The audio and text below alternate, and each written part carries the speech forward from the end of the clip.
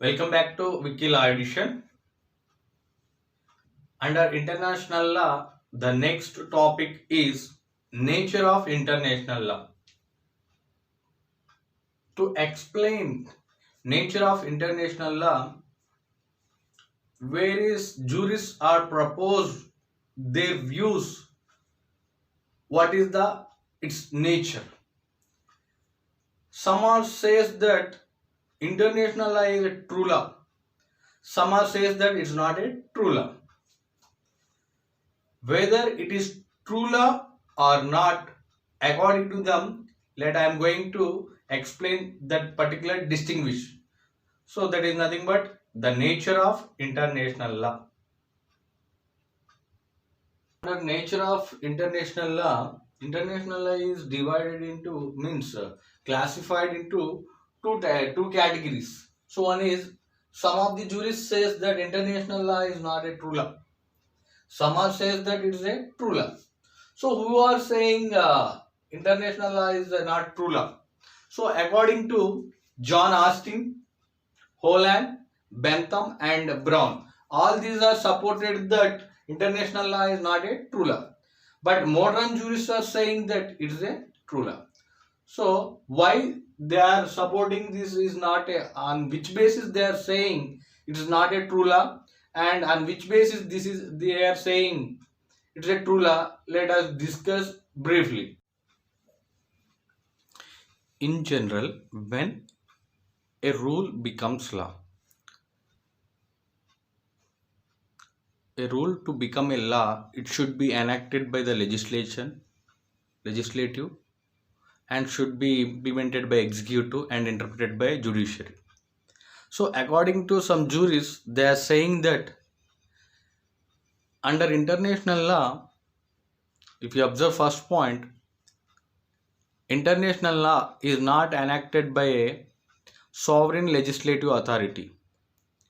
A rule not enacted by sovereign cannot be regarded as law.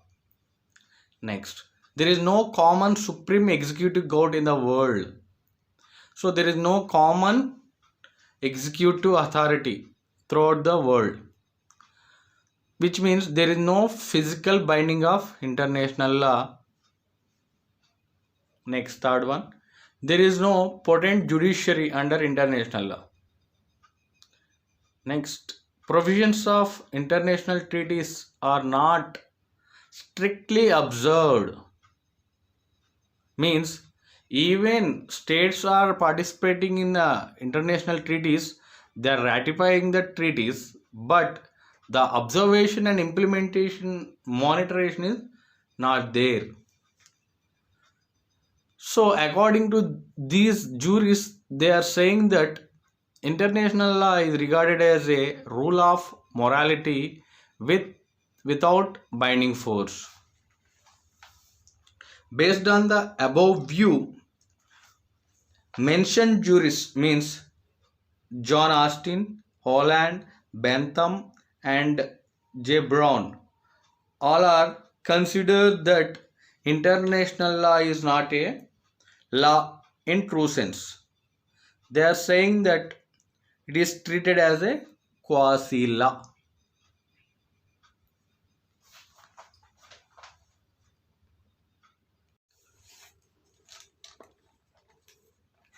According to modern jurists, international law is considered as true law. Why it is considered as a true law? Based on these following arguments.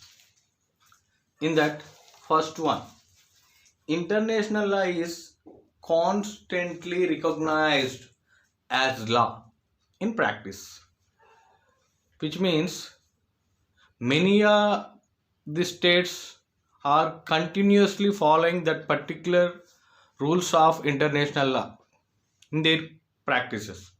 For example, England regards international law as part of its common law, and international law is a part of American Constitution, and some of the articles of Indian constitutions are also incorporated based on the international treaties. For example, Article 48A and Article 51AG of Constitution of India.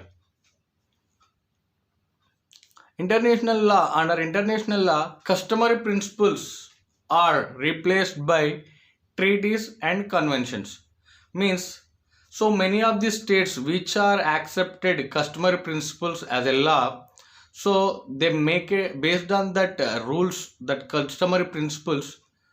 International law make treaties and conduct some conventions, so the states are recognize all that as a law, and the decisions of ICJ, International Court of Justice, are binding upon the parties. If there is any dispute between two states, if the decision is given by the ICJ, are binding upon the two parties. Of course, before going to the dispute, their consent is required. Security Council impose sanction upon states. Security Council is one of the organ of the United Nations. It imposes some sanction upon the states to implement the law. Based on above arguments, it is concluded that international law is a true law. So, just before we discussed that international law is not a true law based on arguments of some of jurists. So, their main contention is that there is no effective legislative machinery. Even though there is no, even though without legislative machinery also, international law is practically implemented by many states, so that it is, according to modern jurists, it is concluded that it is considered as true law.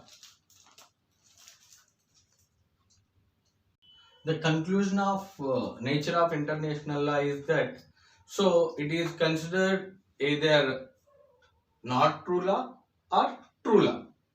So this is not true law is explained by the jurists of long back. So this true law is explained by modern jurists. So in many of the countries right now, year to year, in upcoming years, the strength of the United Nations are become more stronger, so that we can consider the nature of international law is true law only.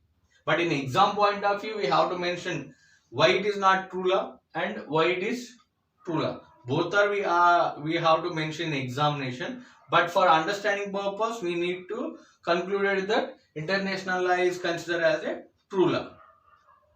Okay, hope you are understand the nature of the international law. Thank you. If there is any feedback, please mention in comment section.